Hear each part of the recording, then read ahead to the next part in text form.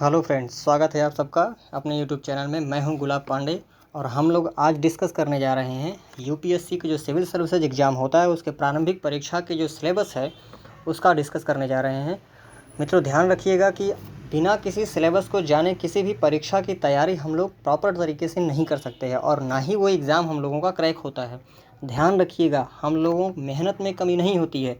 कहीं ना कहीं हम लोग सिलेबस को या तो मिस कर देते हैं या तो अपने पढ़ने के तरीके को मिस कर देते हैं। सही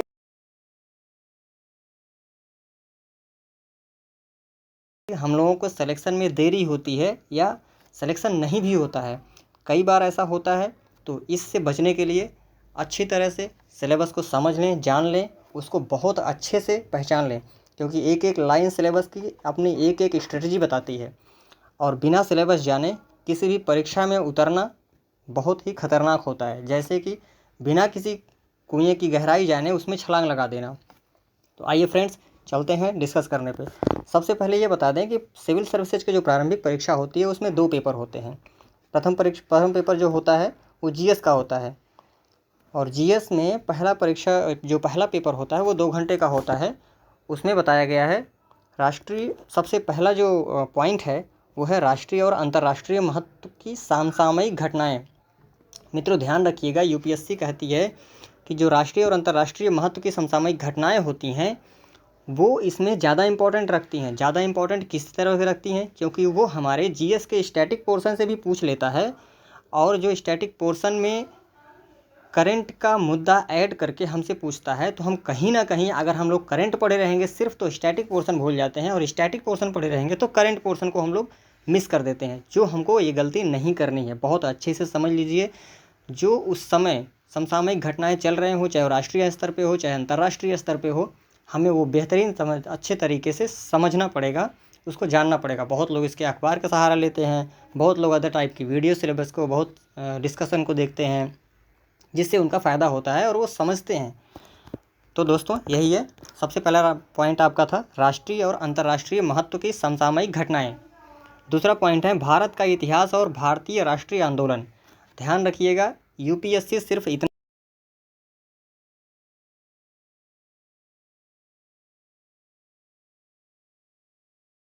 पूरा हिस्ट्री का पोर्शन कैसे कवर होता है, आपका एंशियंट हिस्ट्री भी इसमें कवर कर लेता है, मेडुअल हिस्ट्री भी कवर कर लेता है और मॉडर्न हिस्ट्री भी कवर कर लेता है।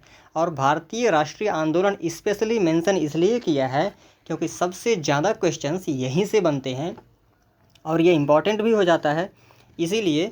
और हाँ, इसमें एक और पोर्शन छिपा हुआ है, इसमें कल्चर भी पूछता है। कल्चर का मतलब जो संस्कृति हमारे पुराने समय में रही है, जो हमारी प्राचीन भारत की जो संस्कृति रही है, मध्यकालीन भारत की जो संस्कृति रही है, उसका भी पूछता है। और जो मेडुअल की संस्कृति हमारी रही है उसको भी इसमें ऐड करके पूछता है। तो ध्यान रखिएगा, भारत का इतिहास और भारतीय राष्ट्रीय आंदोलन में कई चीज़ों का समावेश होता है, अर्थात पूरे हिस्ट्री का लगभग समावेश कर देती है इसमें। फ्रेंड्स, तीसरा पॉइंट है भारत एवं विश्व का भूगोल। भारत एवं विश्व का भौतिक, सामाजिक, आर्थिक भूगोल, भारतीय। हाँ, तो तीसरा पॉइंट हमारा है भारत एवं विश्व का भूगोल, जिसमें भौतिक भूगोल आता है, सामाजिक भूगोल आता है, आर्थिक भूगोल आता है। भौतिक भूगोल में आपको प्रॉपर तरीके से पूरा सिलेबस डिस्कस किया गया है, जो आपको मेंस के पर्सपेक्टिव से किया गया है। प्रारंभिक परीक्षा के लिए आपको नहीं बताया गया कि फिजिकल ज्योग्राफी में कहाँ से कहाँ तक पढ़ना है, लेकिन एक मोटे तौर पे अगर कह लीजिए तो भारत का जो स्ट्रक्चर है, जितना भारत का फिजियोलॉजी है, जितनी भारत का भौतिक भूगोल भौतिक के अंतर्गत आता है, उसको पूरा कवर करता है। जैसे नदी, पहाड़, झील, विभिन्न स्थल, ऐसे तमाम भौतिक भूगोल के अंतर्गत आ जाते हैं। सामाजिक भूगोल में क्या आता है? लोगों का रहन सहन, पहनावा, खान पीन, इस तरह से ढेर सारी चीज़ें आ जाती हैं, लेकिन वो भूगोल के पर्सपेक्टिव से देखी जाती हैं। आर्थिक भूगोल सामाजिक भूगोल का कहीं ना कहीं उच्च स्तर होता है। उच्च स्तर इसलिए हम कह रहे हैं,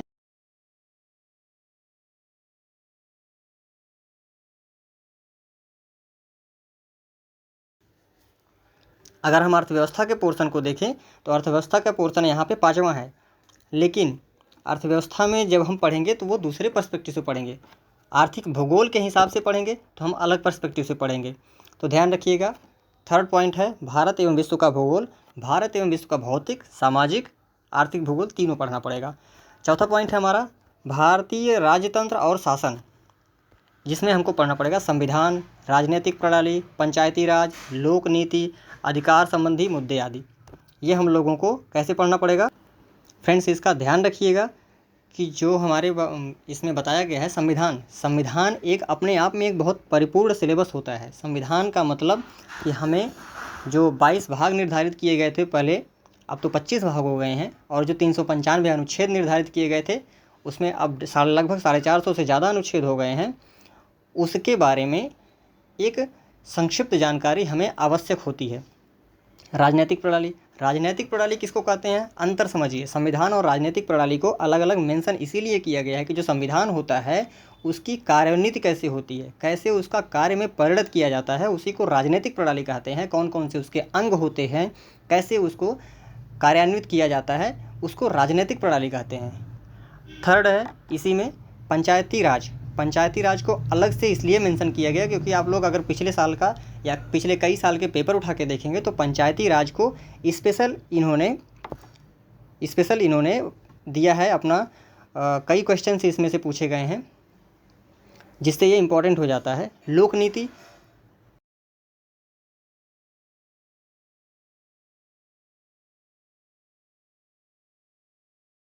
क्या लोगों पे लागू की जा रहा है, इसके बारे में वर्णन करता है, उसको हमें जानना आवश्यक हो जाता है। अधिकारों संबंधी मुद्दे, और अधिकार संबंधी मुद्दे मतलब कि जो भारत के संविधान में जो अधिकार दिए गए हैं, आप जब पढ़ेंगे संविधान का पोर्शन तो उसमें आपको बताया गया कि आपके अधिकार कौन कौन से हैं, कर्तव्य कौन कौन से हैं। उसका एक अच्छा समझ होनी चाहिए इंसान के अंदर, जिससे अगर कोई भी एग्ज़ाम आए तो उसको टैकल कर सकें।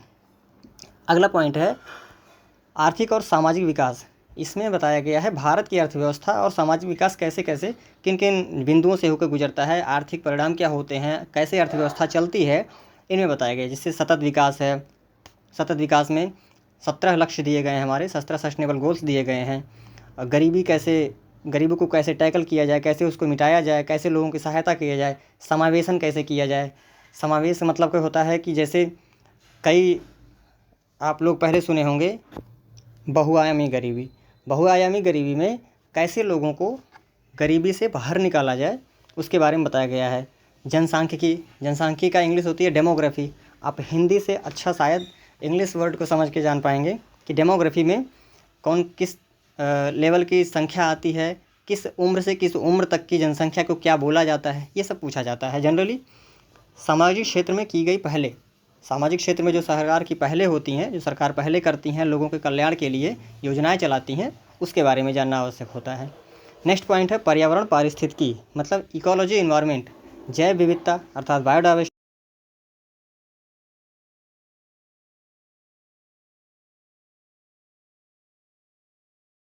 इन तीनों के बारे में जो चलता रहता है उस समय लगभग साल भर से 1.5 साल तक के, ये तो करंट अफेयर्स पूछता है और जो हमारे जीके का ये पोर्शन हो जाता है। लेकिन इसमें जो ज़्यादा इम्पोर्टेंट हो जाता है, जैसे 2015 का पेरिस जलवायु सम्मेलन हो गया। पेरिस जलवायु सम्मेलन उस समय का तो समसामयिक घटनाक्रम था, लेकिन वर्तमान में यह जीएस के पोर्शन में ऐड हो जाता है, एक तरह से स्टैटिक पोर्शन बन गया है। तो ये अब हमेशा के लिए इम्पोर्टेंट रहेगा, इसका ध्यान रखना पड़ेगा आपको, इसको अच्छे से समझना रहेगा। हाँ, आगे बताया गया है जिनके लिए विषयगत विशेषज्ञता आवश्यक नहीं है। आपको ऐसा नहीं करना है कि उसमें पीएचडी कर लेनी, बिल्कुल नहीं, ऐसा कुछ भी नहीं है। लेकिन आपको एक अच्छी समझ होनी जो बहुत ज़रूरी है इसके बारे में, जिससे आप अगर किसी डिसीजन की तरह पूछा क्वेश्चन कोई जाए तो आप उसको टैकल कर सकें, उसको समझ सकें अच्छे से। नेक्स्ट है फर्स्ट पेपर का जो जीएस पोर्शन का है, उसका लास्ट सिलेबस में दिया है, लास्ट बिंदु सामान्य विज्ञान। दोस्तों ध्यान रखिएगा, सामान्य विज्ञान में हाई स्कूल तक का विज्ञान जो होता है वो आपको जनरल साइंस के लिए पर्याप्त होता है, लेकिन उसमें जो करंट के मुद्दे ऐड कर देता है, यूपीएससी जो क्वेश्चन देती है उसमें करंट के मुद्दे बहुत ज़्यादा रहते हैं।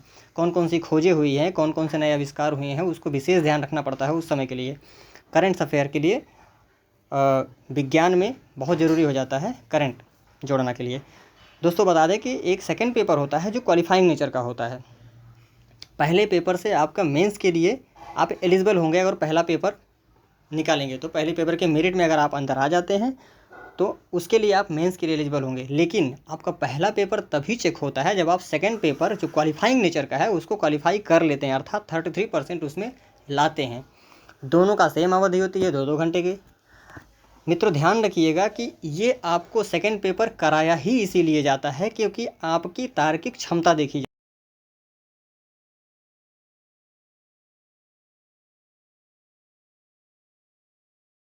आपका सिर्फ क्षमता देखी जाती है, डिसीजन मेकिंग की क्षमता हो गई, जैसे आपको कॉम्प्रहेंसन की क्षमता हो गई, कोई बात अगर सामने वाला कह रहा है, आपको भविष्य में आप एडमिनिस्ट्रेटिव अधिकारी बनेंगे तो कैसे आप निर्णय लेंगे, इसके बारे में विशेष तौर पे इसमें कहा गया है, इसीलिए इसका सिलेबस ही ऐसा बनाया गया है। देखते हैं, पहला है बोधगम्यता।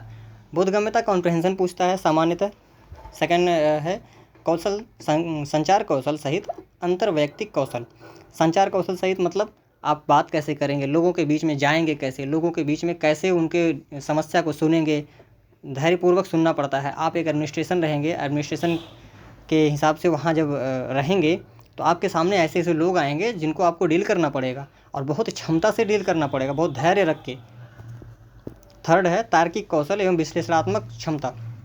मतलब आप किस क्षमता से, उनको कहीं दंगा हो जाता है तो आप कैसे उनको समझाएंगे, उनको समझाने के लिए उनको ऐसा उस समय समस्या का समाधान करने के लिए आप कैसे निर्णय लेंगे और किस क्षमता से आप उनको डील करेंगे, ये विशेष तौर पे उनको बताया जाना है। इस पे आपका परीक्षण होता है। निर्णय लेना और समस्या समाधान, सेम चीज़ मैंने ऊपर वाले लेवल में बता दिया।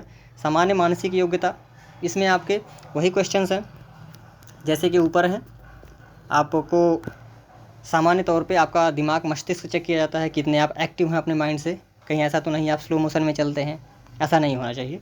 आधारभूत व्याख्यान, संख्याएं एवं उनके संबंध विस्तार 10वीं स्तर तक का। आपको अगर हाई स्कूल तक की मैथ आती है तो आप नॉर्मली इसको कर सकते हैं।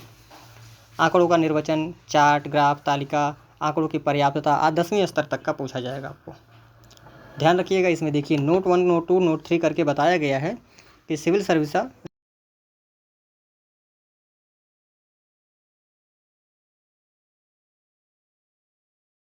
निर्धारित किया गया है।